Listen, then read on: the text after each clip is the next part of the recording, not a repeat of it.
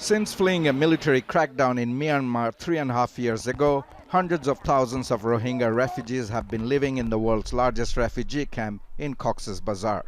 But since last December, more than 18,000 have been relocated by Bangladesh government to an isolated island.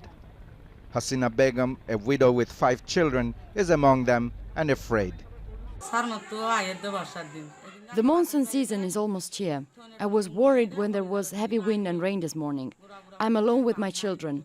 What will I do if there are storms and floods? There are no guarantees that there will be no floods here.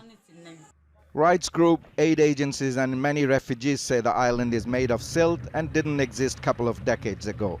And it'll leave those staying there exposed to tough conditions and bad weather.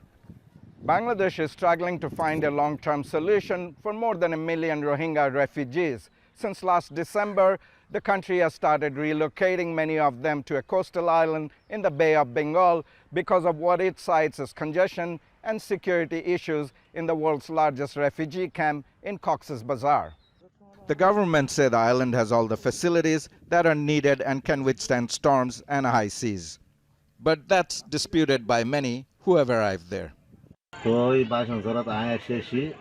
It was a mistake to come here. I won't suggest others come here. We are worried about storms and floods and how to survive under such conditions. Aid agencies have warned that with the cyclone season fast approaching, people on BHASHAN CHAR could be stranded and face food shortages when major storms strike.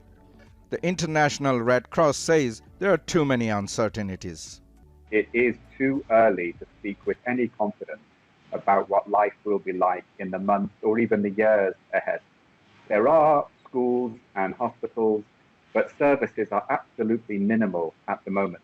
The government has invested in embankments to protect against floods and storms, but we still don't know how accessible the island will be during the monsoon season or how communities would cope with eventualities.